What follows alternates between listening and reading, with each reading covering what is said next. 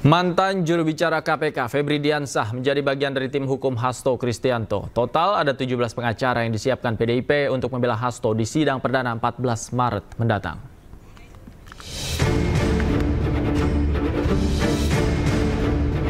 DPP PDI Perjuangan menunjuk 17 orang sebagai tim hukum yang akan mendampingi Sekjen PDI Perjuangan Hasto Kristianto menjalani proses hukum. 17 orang tim hukum itu diisi oleh kader PDI Perjuangan dan praktisi hukum. Salah satu anggota tim hukum itu adalah mantan juru bicara KPK Febri Diansah. Febri Diansah juga ditunjuk sebagai koordinator juru bicara tim hukum yang akan membela Hasto di persidangan. Dan kami telah mempersiapkan tim hukum yang akan membela Sekjen PDI Perjuangan Pak Hasto Kristianto.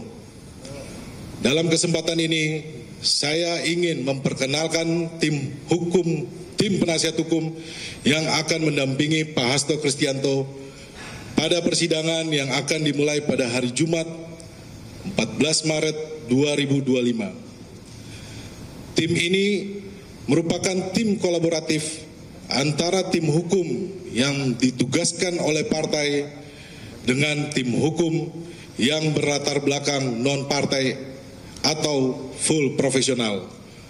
Berikut saya sampaikan nama-nama tim pengacara. Pertama, Prof. Dr.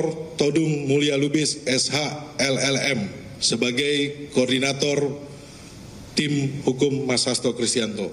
Kedua, Dr. Magdir Ismail SH LLM. Ketiga, saya sendiri Roni Talapesi SH MH. Keempat, Arman Haris SH. Kelima, Febri Diansah SH selaku koordinator jubir tim pengacara Mas Hasto Kristianto. Tim hukum ini akan mulai membela Hasto di persidangan yang akan digelar perdana pada Jumat 14 Maret 2025 mendatang. Dari Jakarta, Tim Liputan iNews melaporkan. KPK telah menyerahkan berkas perkara Hasto ke Pengadilan Tipikor Jakarta dan siap disidangkan dalam menjadi tersangka dalam kasus dugaan korupsi Harun Masiku.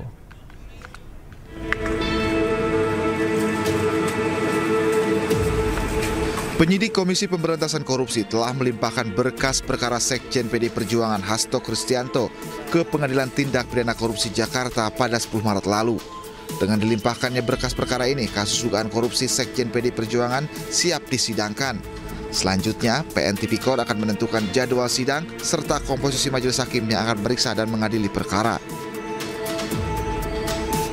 Sekjen PDI Perjuangan Hasto Kristianto ditetapkan sebagai tersangka oleh KPK dalam kasus suap pergantian antar waktu Harun Masiku. Komisi Anti Rasuah menemukan bukti Hasto bekerja sama dengan Harun Masiku melakukan upaya suap kepada ex-komisioner KPU Wahyu Setiawan untuk meloloskan Harun Masiku sebagai anggota legislatif melalui mekanisme pergantian antar waktu. KPK juga telah menemukan bukti lain saat Hasto berupaya merintangi penyidikan dengan meminta pegawainya menelpon Harun Masiku saat operasi tangkap tangan KPK pada Januari 2020 silam. Hasto pun telah mengajukan pra-peradilan namun ditolak. Sementara di pra-peradilan kedua, pengadilan menggugurkan gugatan tersebut karena kasus Hasto telah dilimpahkan ke pengadilan. Tim Liputan iNews melaporkan.